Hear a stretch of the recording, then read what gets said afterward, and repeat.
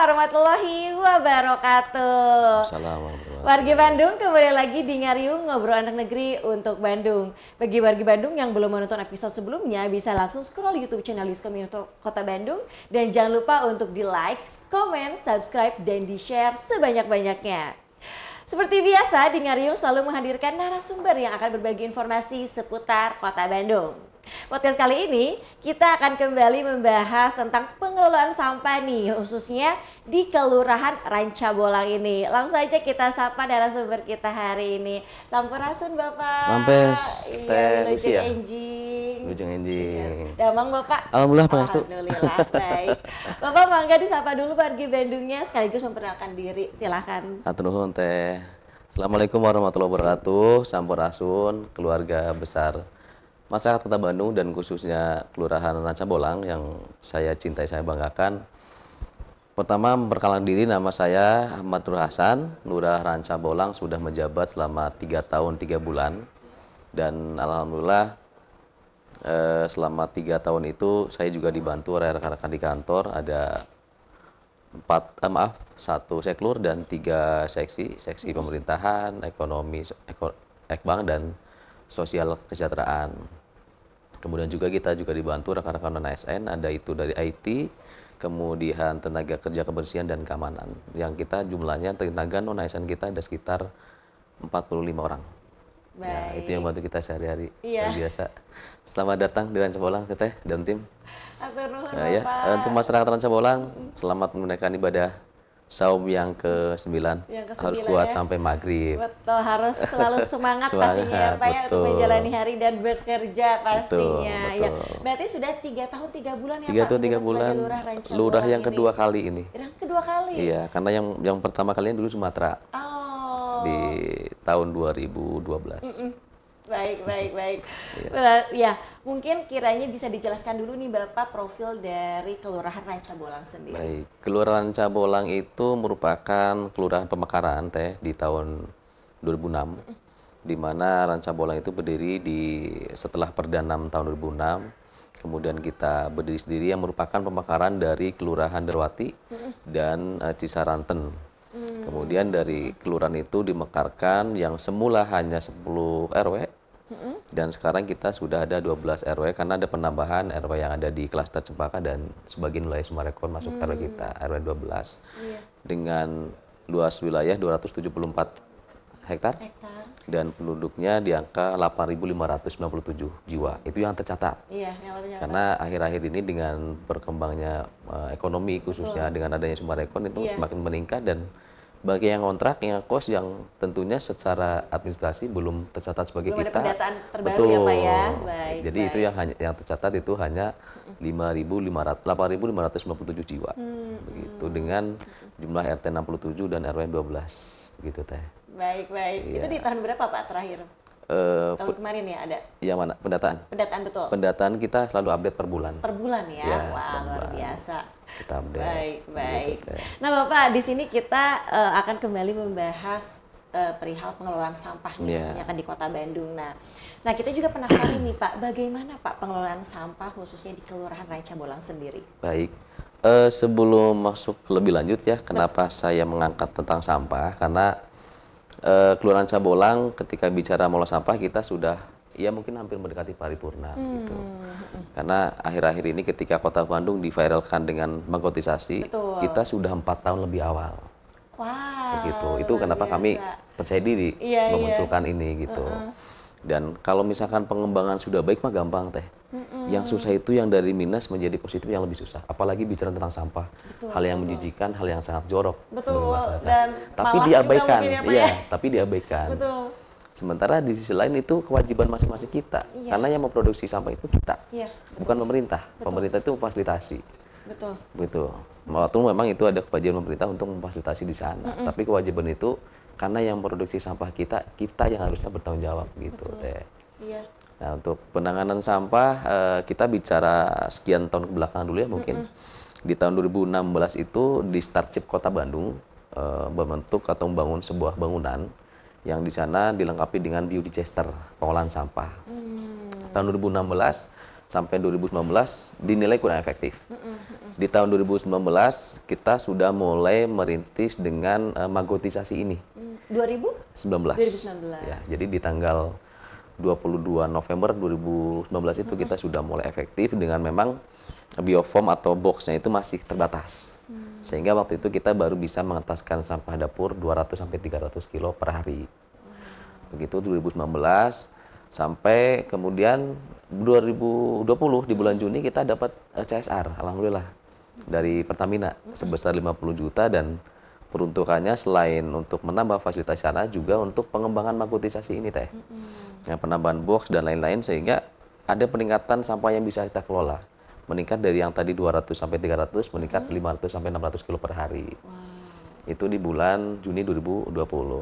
Lalu berjalan kita juga sosialisasi masif sampai kepada kelompok majelis taklim ibu-ibu, sampai kepada RT dan RW di setiap pertemuan di di masjid, di gedung RW gitu kan. Apalagi pada saat awal tahun kita selalu ada kegiatan rebo keluarga yang RW ke RW dan obrolan door to door karena saya karakternya bukan orang yang betah di kantor teh. Oh, Saya sering di luar kantor gitu ya, ya, Pak? betul. Jadi obrolan-obrolan itu kita selipkan gitu. Baik. Lalu sampai akhirnya di bulan Mei, sebelum kita bicara Agustus, di bulan Mei tahun 2023 yang lalu, kita sempat darurat sampah Idul Fitri. Betul. Kita masih ingat begitu ya. Bulan Mei, terus kita pun teman-teman di kantor, ini gimana nih solusi terbaik?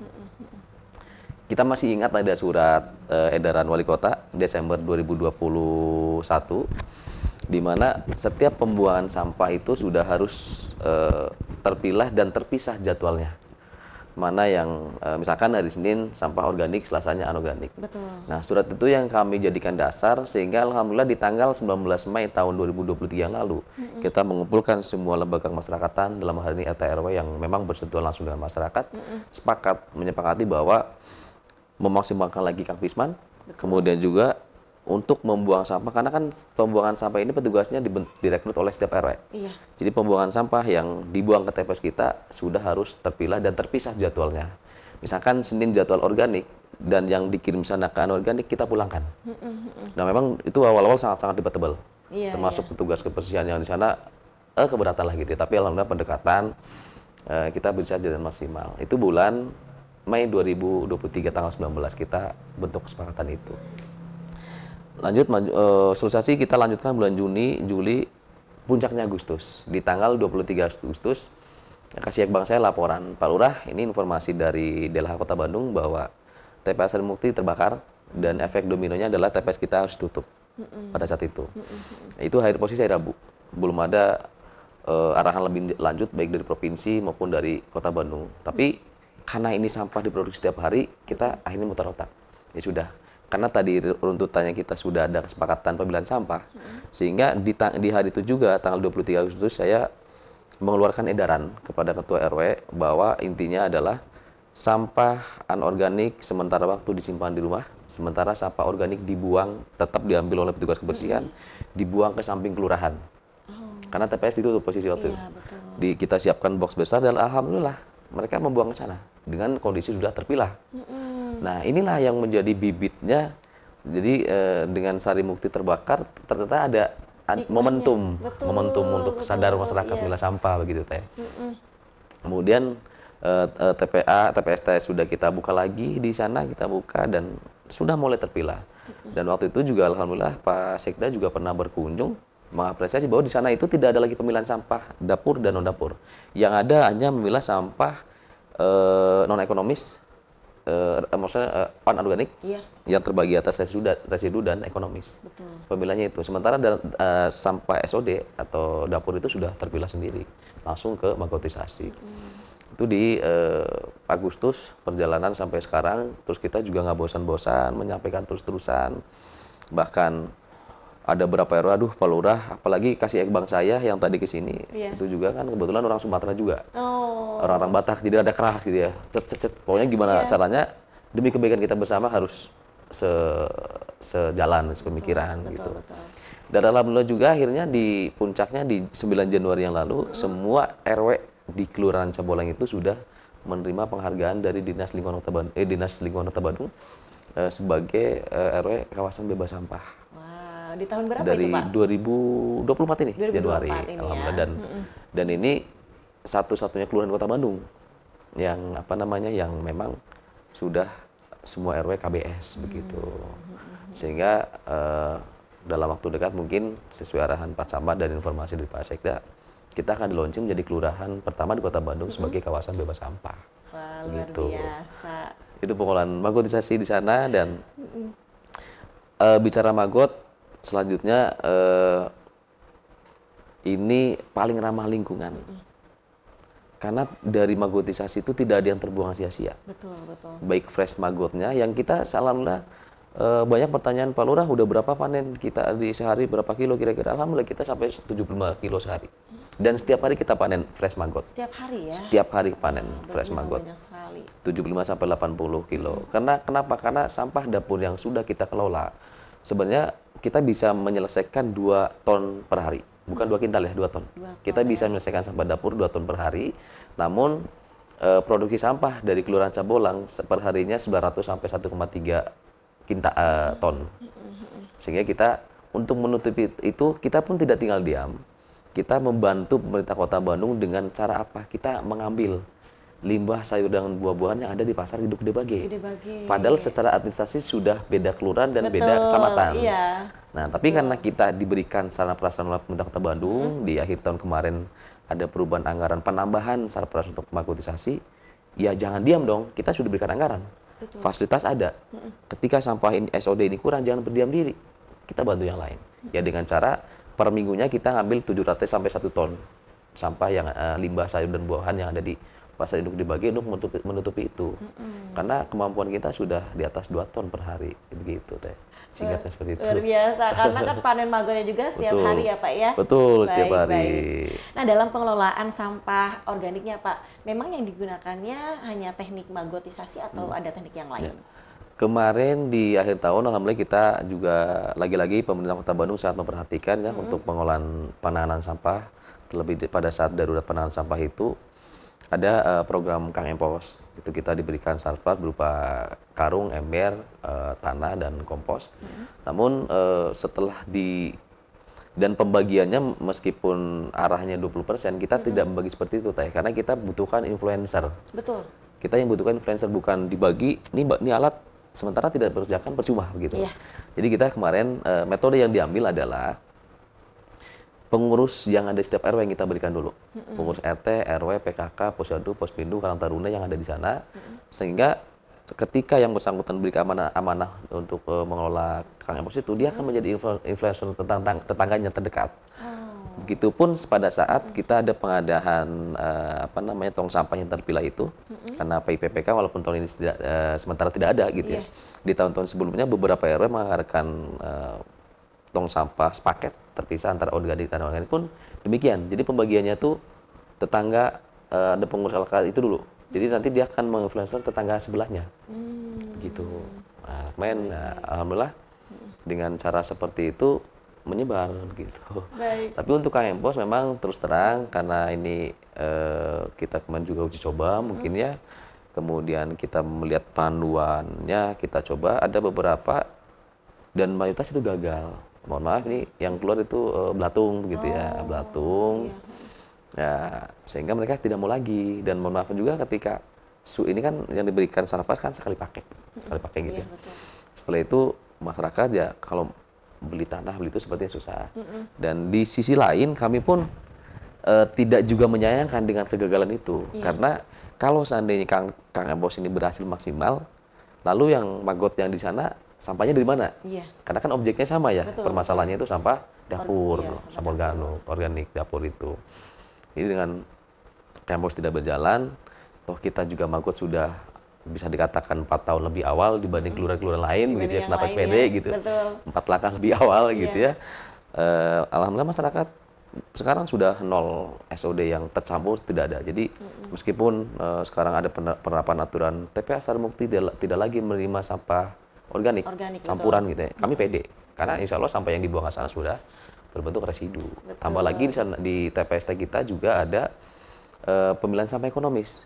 Siapa itu? Ada orang yang kita pekerjakan di sana menjaga TPST kita kan TPST terpadu. Betul. Ada kenapa disebut terpadu? Ada pengelolaan akuntisasinya, ada pemilihan sampah ekonomis dan non-ekonomis, kemudian juga di sana ada perkebunannya begitu. Nah, sebelum masuk ke perkebunan, saya menyampaikan ada di sana satu orang yang kita pekerjakan di sana, dan beliau tidak perlu bayar apa-apa ke kami pun tidak lagi menggaji mereka, listrik kami sediakan, tempat tinggal kami sediakan, ya seperti apa ada seperti itu gitu ya. Tapi mereka itu mendapatkan keuntungan dari pemilahan sampah tadi, sampah ekonomis tadi, dan 1 bulannya itu bisa di atas 1 ton. Jadi milah di sana, sehingga pemilahan maksimal. Jadi yang residunya ini benar-benar residu yang dibuang ke TPA. Betul. Kemudian juga fresh maggot tadi kita berikan untuk makan ternak. Iya, hasilnya Untuk, ya Pak ya? Betul. Untuk kita ada ayam, ada lele juga di sana, ada bebek juga di sana. Kemudian karena kalau maggot ini kan proteinnya sangat tinggi. Betul. Saya awal di sini pernah mencoba peternak lele di depan, ini ada kanal air di depan gitu ya, dengan makan pelet itu jauh. Lele dengan makan maggot setiap harinya, usia 2 bulan itu bisa panen. Bahkan usia 2,5 bulan itu 1 kilo isinya 5 ekor, memang sudah besar.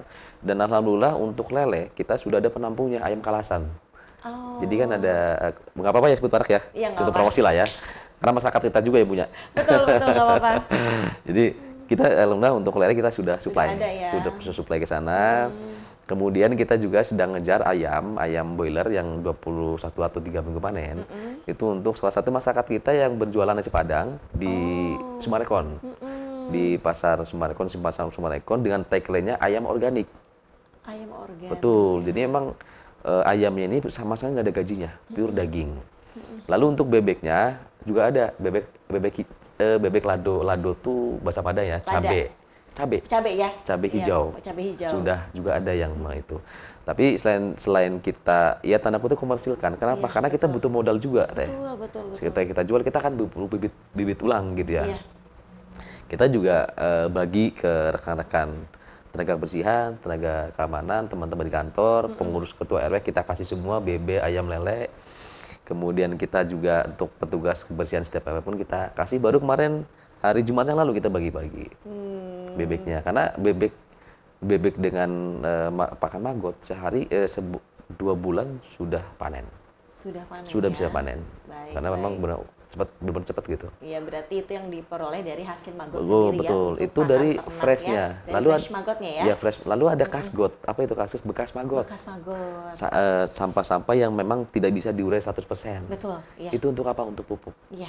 Unsur haranya sangat tinggi, sehingga kita di sekitaran TPST itu kita banyak tanaman cabai, secara gantian juga jagung. Kemarin baru panen di akhir tahun, kemudian timun baru 2 minggu lalu kita panen, timunnya juga di sana gitu. Iya.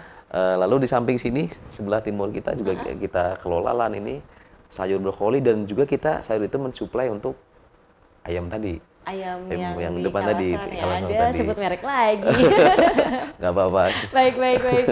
Iya, berarti Bapak untuk tadi saya sempat kepikiran untuk bahwa ada yang gagalnya ya Pak ya, yang bisa menjadi belatung itu.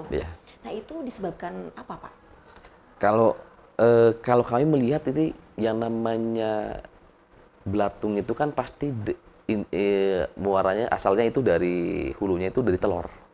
Ada telur lalat. Iya. Karena kalau tidak ada telur lalat pasti tidak akan muncul belatung. Iya. Nah kemungkinan ya pada saat simpan itu nggak tertutup rapi. Jadi muncullah belatung di sana yang memang baunya lumayan gitu Teh, sehingga masyarakat ya. Tapi kami sudah konsultasi ke Delha, waktu itu ada rapat, di pertemuan rapat saya sampaikan untuk meminimalisir mubazir, setidaknya tong-tong atau ember tadi dipakai untuk memilah sampah masing-masing rumah. Oh, berarti memang harus rapat ya Pak ya, Ya, untuk tongnya sendiri ya. Jadi jangan sampai masuk lalat. Betul, masuk lalat atau yang lainnya gitu, karena itu bisa menjadi untuk gagal panennya gagal ya, bisa panen disebut situ. ya. Yeah. Oke, itu wargi Bandung, jadi harus tertutup rapat ya agar bisa berhasil ya. Ya, betul. Baik. Nah tadi Bapak katakan bahwa untuk sosialisasinya sendiri nih Pak, Bapak door to door dan kadang di seperti perkumpulan di masjid taklim. Nah itu bagaimana Pak? Yang paling maksimal kita lakukan sosialisasi itu di bulan Mei kemarin, pasca Idul Fitri, karena memang kita banyak momen atau banyak event-event silaturahmi. Kadang-kadang bahkan bukan hanya level RW teh, di level RT pun ada kegiatan silaturahmi.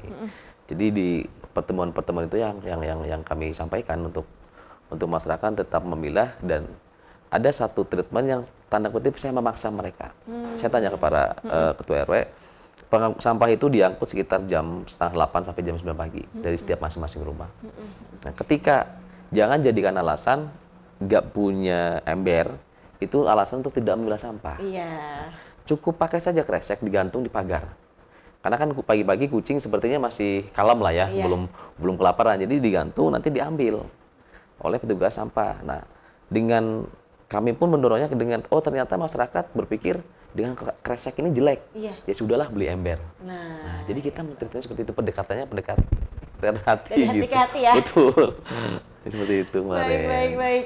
Berarti memang cukup aktif juga ya Bapak sendiri dalam atau langsung terjun ke masyarakatnya, Ya, insya Allah, apalagi insya sampai Allah. door to door nih wargi Bandung. Insya Allah. Bapak terakhir nih ajakan untuk wargi Bandung agar bisa mengelola sampah dengan baik dan benar. Silakan. Baik, kepada masyarakat Kota Bandung, sampah itu produksi kita semua. Sampah itu sejatinya adalah kewajiban kita untuk mengolah sendiri. Namun demikian, alhamdulillah pemerintah Kota Bandung sangat concern untuk penanganan sampah ini, sehingga mari kita munculkan peran pemerintah, perannya seperti apa, dan kita masyarakat pun jangan apatis, jangan merasa sudah membayar pajak, jangan merasa pemerintah sudah melakukan anggaran sehingga kita tidak mau memilah sampah. Jadi bagi masyarakat, khususnya masyarakat Ranca Bolang Sampah Tengger Debage, mari pilah sampah dari rumah minimal 2 macam, sampah organik dan sampah anorganik. Pisah sampah dari rumah, selanjutnya menjadi kewajiban kami ya untuk mengolah begitu. Baik. Ya, sesuai yang tadi Bapak katakan bahwa masyarakat Ranca Bolang ini berarti hampir semua ya Pak sudah bisa mulai memilih atau memilah sampahnya. Berarti memang untuk organik, anorganik itu mereka sudah biasa dipisahkan seperti itu. Ya. Berarti memang untuk kerjanya dari Kelurahan Ranca Bolang ini sudah nyata ya Pak ya, bahwa sudah memunculkan kesadaran kepada masyarakat atas pentingnya sampah sendiri. Betul. Baik Bapak, terima kasih ya. Sama-sama, atas informasinya, Teteh. sudah sharing-sharing bareng nih bareng Diskominfo Kota Bandung. Semoga makin dipermudahkan, makin lancar semuanya ya Pak ya. Saya izinnya mengucapkan terima kasih juga untuk Dinas Lingkungan Kota Bandung yang selalu memperhatikan kami. Apalagi sekarang kita juga ada pendamping kawasan bebas sampah. Ini yang mereka ini pahlawan di bawah yang langsung menyampaikan ke warga, karena kami selalu mengundang mereka. Setiap pertemuan, Bapak Ibu, kami mengundang Bapak Ibu untuk narasumber untuk pemilihan sampah. Alhamdulillah mereka pun bersedia. Jadi sekali lagi untuk Dinas Lingkungan Kota Bandung luar biasa. Semoga ini dipertahankan Pak, teman-teman jangan dipindahkan Pak. Baik, terima kasih Bapak atas waktunya. Sama-sama. Mari. Wargi Bandung, cukup sekian untuk episode kali ini. Jangan lupa terus saksikan episode-episode selanjutnya di YouTube channel Diskominfo Kota Bandung. Kami pamit, wassalamualaikum warahmatullahi wabarakatuh. Waalaikumsalam. Presented by Humas Kota Bandung.